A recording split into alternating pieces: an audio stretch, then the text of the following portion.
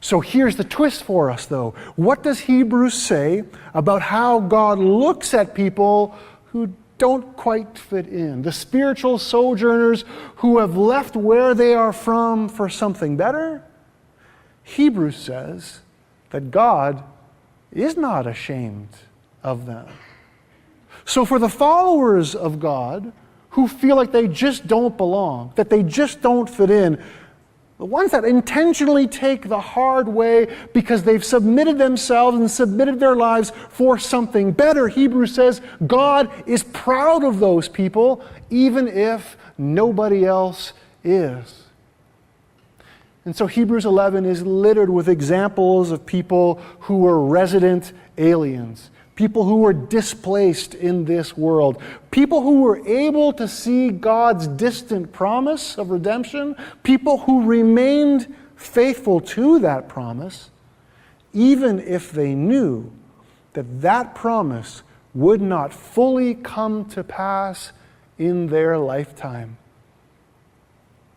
which is the big challenge for us even today.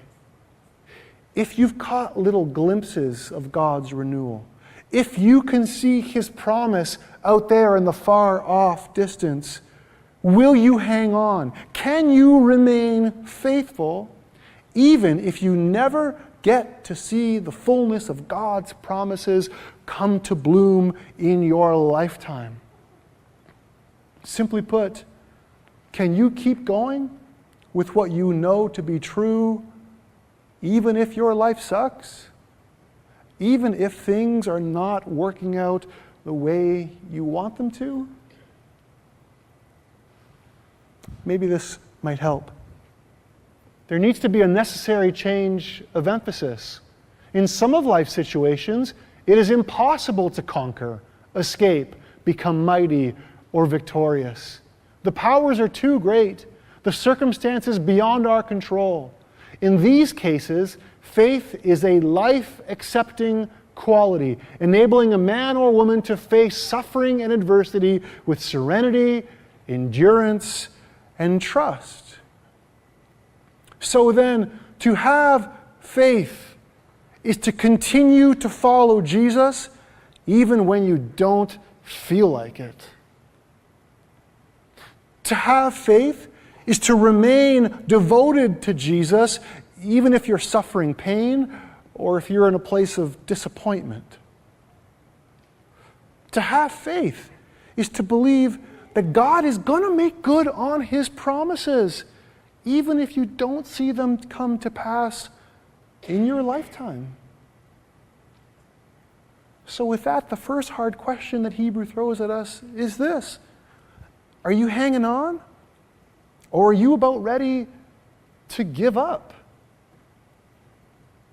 Have you had conversations with God lately? Maybe audibly, maybe in your head, saying, God, this sucks. My life is not working out the way I hoped that it would. God, you know what I've been through. You know the pain. You know the disappointment. You know I'm discouraged. You know I've tried really hard and things don't quite work out. Not everyone or everything is cooperating. God, I feel like pulling the ripcord. I've got good reason to do it too. If that's you today, if that's the headspace and heart space you find yourself in, Hebrews says to you, hang on. Hang on. And if you feel out of place, if you feel like you don't belong, then Hebrews says, good.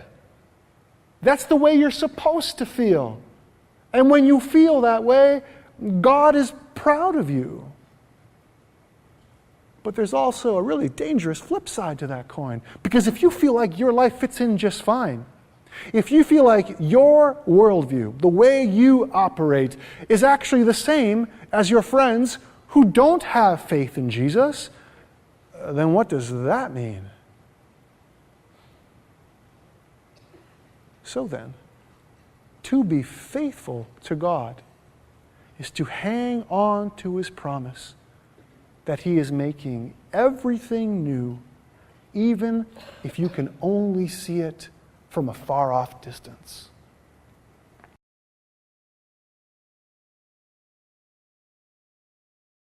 and to look forward to God's distant promise and work selflessly towards it.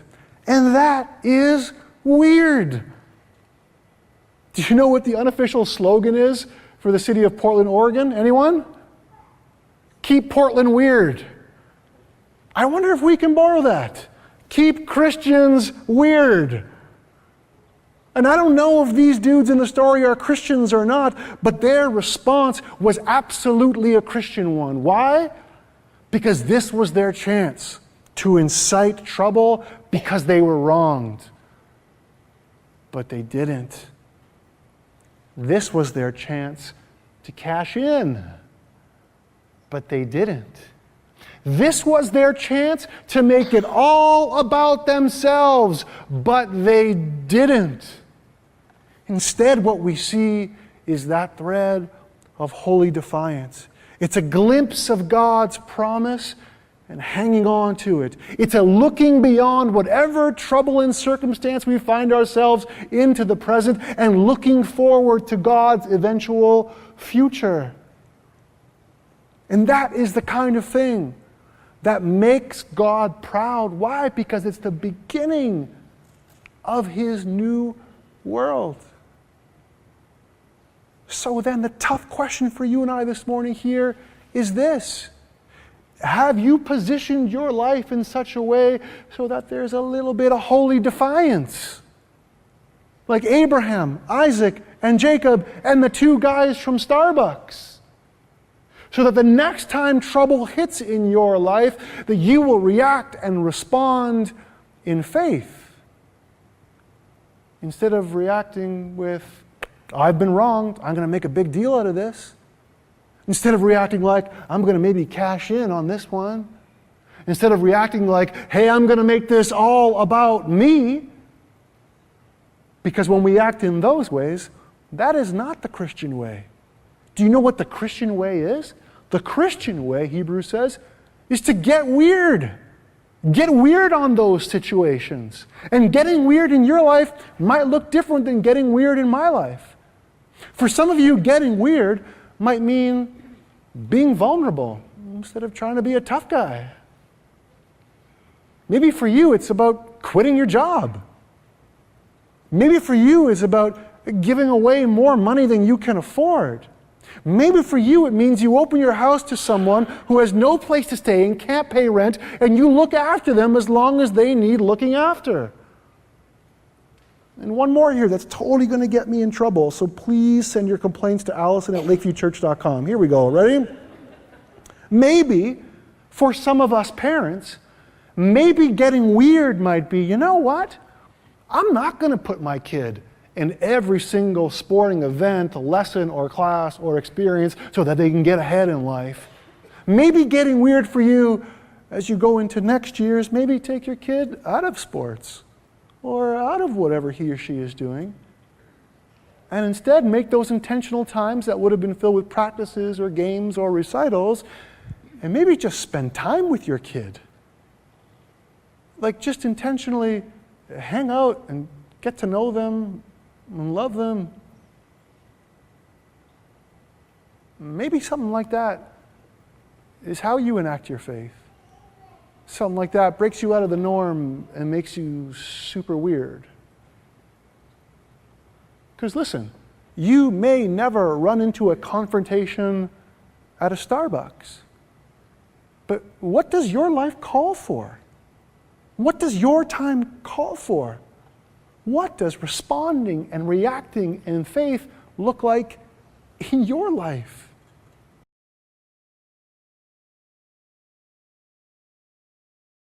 Where does a faith-filled life lead to?